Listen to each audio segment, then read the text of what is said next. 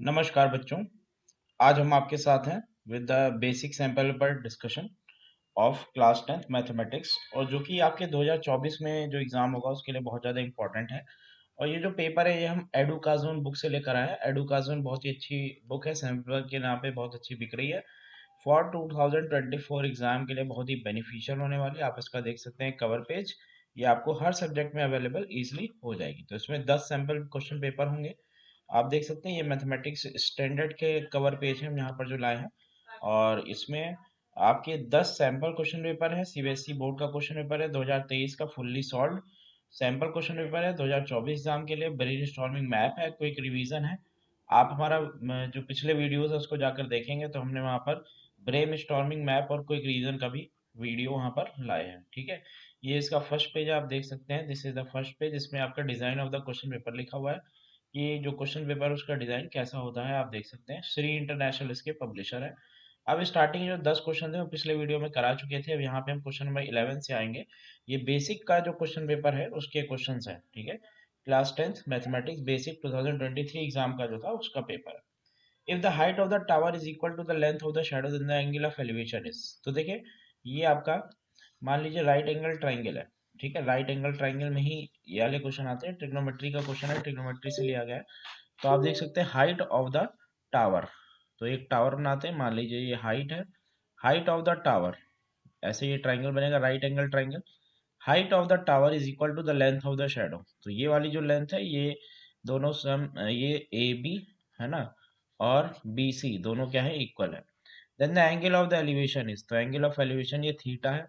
तो tan theta, tan theta, tan theta आपका हो जाएगा A B upon B C, A B upon B C, और दोनों इक्वल है। तो टेन थीटा क्या हो जाएगा, टेन थीटा आपका वन हो जाएगा। तो थीटा इक्वल टू क्या हो जाएगा, 45 डिग्री हो जाएगी। टेन 45 वन होता है आपको पता ही है। तो थीटा इक्वल टू हो गया 45 डिग्री। सो आपका यहाँ पर बी ऑप्शन जो है वो करेक्ट होगा। नेक्स्ट आता है वन माइनस कॉस स्क्वायर है। सो आपको पता है, since you know that sine square है, sine square theta plus cos square theta, ये क्या होता है, ये आपका वन होता है। ठीक है, ये आपको एंटी पता है। अब वन माइनस कॉस स्क्वायर पूछ रहा है तो देखिए ये हो जाएगा sine square theta equal to हो जाएगा one minus cos square theta. यहाँ पे एंगल ए है तो साइन स्क्वायर ए इसका आंसर आएगा। सो ए ऑप्शन आपका यहाँ पर क्या है, करेक्ट है। क्वेश्चन नंबर 13 में आते हैं, the radius of the circle is same as the side of the square. तो रेडियस ऑफ द सर्किल है यानी r equal to side of the square को ए मान लेते हैं। ठीक, then the perimeters are in the ratio. अब देखिए पेरीमीटर ऑफ सर्कल यानी पेरीमीटर ऑफ सर्किल निकालना है, यानी circumference of circle upon perimeter of square, perimeter of square, ये आपको रेशियो निकालना है। पेरीमीटर ऑफ सर्किल होता है टू पाई आर, तो टू इंटू 22/7 इंटू आर, ये हो गया। और पेरीमीटर ऑफ स्क्वायर क्या हो गया, फोर इंटू साइड हो गया, फोर इंटू, दोनों इक्वल है तो दोनों कैंसिल हो जाएंगे। अब टू टू ज़ा फोर हो जाएगा, एंड इसको आप कैंसिल करेंगे तो टू वन ज़ा टू, टू इलेवन ज़ा 22, तो 11:7 आएगा रेशियो। क्या आएगा, 11:7। पर देखिए 11:7 आपका यहाँ पर नहीं दिया हुआ है, पाई के टर्म्स में आंसर है। तो उसको पाई के टर्म में अगर सॉल्व करेंगे तो पाई अपॉन टू आएगा। क्या आएगा, पाई अपॉन टू, जो 22/7 होता है। तो आप इसको क्या करें, divide by two they, pi by two आएगा आंसर। ठीक है, नेक्स्ट आते हैं the area of the circle. एक बार फिर चेक करिए, टू पाई आर है, मान लीजिए पाई की वैल्यू नहीं रखते हैं तो देखिए two pi into r upon four into a हो जाएगा, तो ये कैंसिल हो गया। तो टू टू ज़ा फोर, तो पाई बाई टू आ जाएगा। आपको क्लियर होगा यहाँ से, पाई बाई टू आंसर है। नेक्स्ट एरिया ऑफ सर्किल 154 है, तो रेडियस क्या होगा। अब आपको एरिया पता है, एरिया ऑफ सर्किल क्या होता है, एरिया ऑफ सर्किल होता है pi r square, pi r square. और पाई आर स्क्वायर की वैल्यू आपकी 154। तो देखिए 22/7 इंटू आर स्क्वायर की वैल्यू है 154। अब इसको आपको कट करना पड़ेगा, 22 वन जा और 22 सेवन जा, तो 49, यानी आर की वैल्यू क्या आ गई, सेवन आ गई। क्या आ गई, सेवन। तो रेडियस आपका आ गया 7 centimetre. This is the answer. Next है, when a dice is thrown the probability of getting an even number less than 4। अगर डाइस फेंकी गई तो टोटल आउटकम्स क्या होंगे, पहले देखिए। टोटल आउटकम्स आपके हो जाएंगे सिक्स। कितने हो जाएंगे, सिक्स, यानी वन भी आ सकता है, टू भी आ सकता है, थ्री भी आ सकता है, सिक्स तक नंबर आ सकता है। Probability of getting an even number less than 4, तो चार से कम इवन नंबर क्या है, तो फेवरेबल आउटकम्स, तो नंबर ऑफ फेवरेबल आउटकम्स या पॉसिबल आउटकम्स। ठीक है, ये आपका क्या है, ये आपका सिर्फ क्या आ सकता है, 4 से छोटा इवन नंबर सिर्फ 2 है, तो यहाँ पे 1 आ जाएगी पॉसिबल आउटकम, तो प्रोबेबिलिटी आपकी हो जाएगी 1/6। ये आपका आंसर है।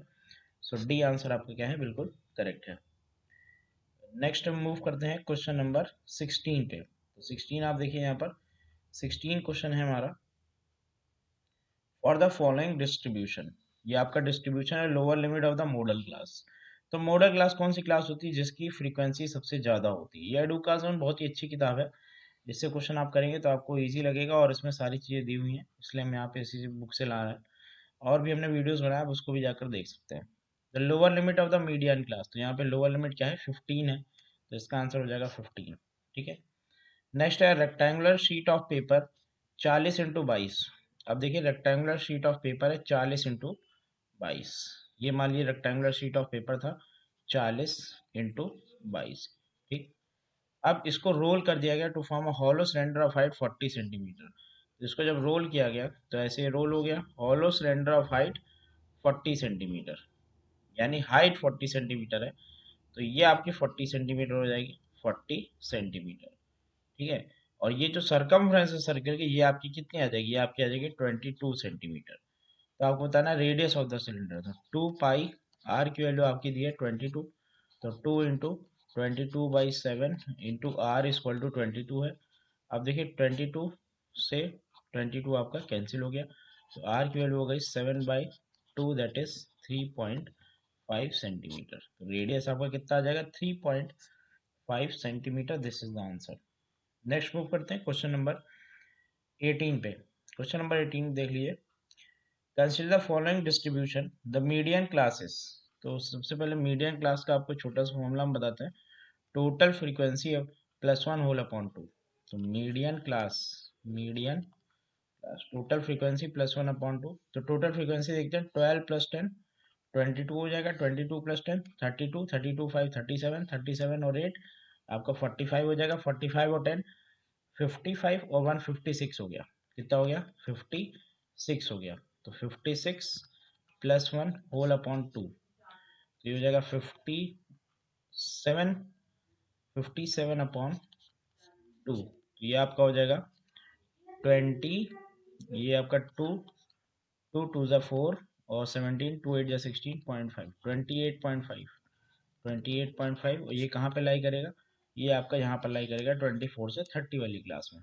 तो इसका आंसर हो जाएगा डी ऑप्शन करेक्ट है, 24 से 30 वाली क्लास में आपका लाई करेगा। ठीक है, तो हमने क्या कर दिया, सबको ऐड कर दिया, +1 डिवाइड बाई 2 कर दिया, तो 28.5 आया। तो ये आपकी हो गई मीडियन क्लास। नेक्स्ट आते हैं असर्शन रीजन बेस्ड क्वेश्चन है, बहुत इंपॉर्टेंट होता है एग्जामिनेशन पॉइंट ऑफ व्यू से। The point 0,4 lies on y axis, यानी जो पॉइंट है 0,4 ये कहाँ लाई कर रहा है, ये वाई एक्सिस पे लाई कर रहा है, वाई एक्सिस पे। तो देख लेते हैं, on y axis x equal to 0 होगा, ये वाई का कोऑर्डिनेट है, एक्स का है, बिल्कुल सही है, नहीं असर्शन आपका करेक्ट है, assertion correct है। The x coordinate of a point on y axis is 0, on y axis x equal to 0, ये भी सही है, ये करेक्ट रीजन भी है, तो जाहिर बात है इसमें ए होगा। Both assertion reason are true and reason is the correct explanation of assertion। Next आते हैं 20, सेक्शन ए यहाँ पर खत्म हो जाएगा, फिर सेक्शन बी आएंगे नेक्स्ट वीडियो में। The HCF of two numbers is 5 and the product is 150, their LCM is 40। तो देख लेते हैं H C F into LCM, आपका क्या होता है, प्रोडक्ट ऑफ टू नंबर्स होता है। तो यहाँ से चेक कर लेते हैं हमारा आंसर सही आ रहा है कि नहीं आ रहा है। तो HCF इंटू LCM, ये आपको ध्यान रखना है, ये होता है first number into second number.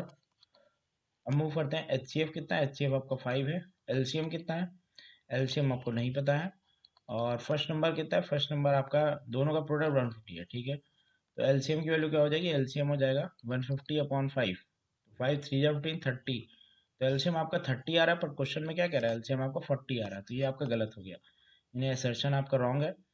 Now for any two positive integer HCF into LCM is equal to a into b, ये आपका सही है, तो assertion is false but reason is correct.